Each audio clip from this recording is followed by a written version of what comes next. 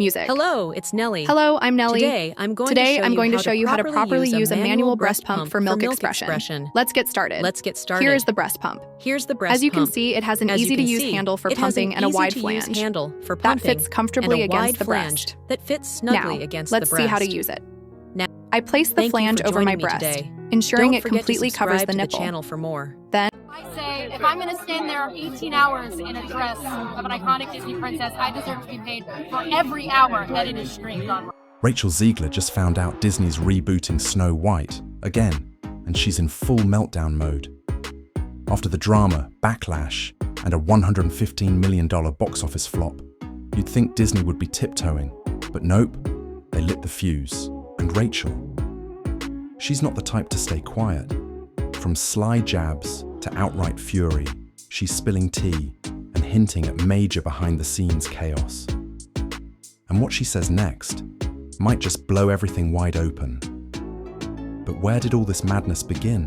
Let's rewind to October 2016. Disney, feeling bold, announced a live-action Snow White and the Seven Dwarfs. Aaron Cressor-Wilson got the script gig, and they brought in Benj Pasek and Justin Paul, the La La Land and Greatest Showman guys, for the music. Hopes were sky high. I mean glitter, jazz hands, and singing forest animals. What could go wrong? Fast forward to May 2019, when director Mark Webb joined the project. Fans were either hyped or deeply confused. Swinging through New York, The Amazing Spider-Man is one thing, but handling jealous queens and talking deer, whole different vibe. Still, the project moved forward. In June 2021, Disney dropped a bombshell. Rachel Zegler, the powerhouse from West Side Story, was the new Snow White. Then it got even juicier. In November, Gal Gadot, Wonder Woman herself, signed on as the evil queen. Honestly, who wouldn't want to see Gal smirking in a floor-length villain cloak? Even she said she couldn't wait to go full dark side. You're not playing Snow White. You're playing the iconic evil queen. Then came January 2022, and another curveball. No Prince Charming this time. Instead, Disney introduced a Robin Hood-type hero, played by Andrew Burnap. Disney was clearly in remix mode. Just as the cast was locked and the fairy tale forest was about to bloom, disaster struck.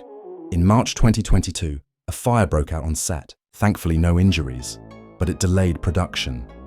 Filming pushed on until July 2022, with sweeping sets, dramatic lighting, and enough green screen to give you vertigo. But even after wrapping, trouble brewed. Early test screenings weren't exactly glowing. So, back to the drawing board. Reshoots began in June 2024.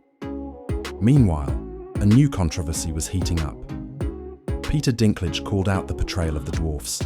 You're progressive in one way, but you're still making that in backward story of seven dwarfs living in a cave. What the are you doing, man? Disney tried to pivot. They're magical creatures now, plus some heavy CGI wizardry. Problem solved? Not really. Parts of the dwarfism community were still unhappy, calling it a missed chance for real representation. But the real firestorm, Rachel Zegler herself. When Disney first announced Rachel as Snow White, the internet split in half. Some cheered for overdue diversity, others, not so much. Suddenly, Snow White wasn't trending because of dwarves or singing birds. It was debates about tradition, history, and who Snow White should be.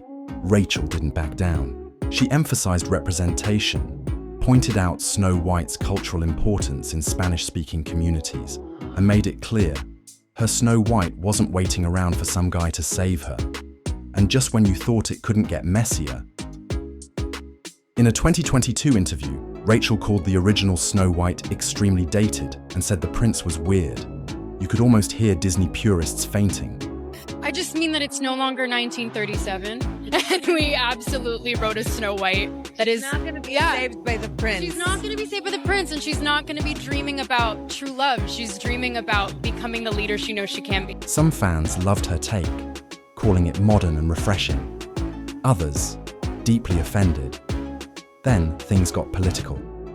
In August 2024, right after the teaser trailer dropped, Rachel posted "Free Palestine" on her socials. Instantly, chaos. Comments exploded, arguments broke out, especially complicated because her co-star Gal Gadot is publicly pro-Israel. Boycotts were threatened, comment sections turned into battlegrounds, and fans started dissecting every promo shot for tension between the stars. Then it got worse. Old tweets resurfaced where Rachel dragged Donald Trump and shaded his supporters. Another storm erupted. By November 2024, Rachel had to apologize, saying she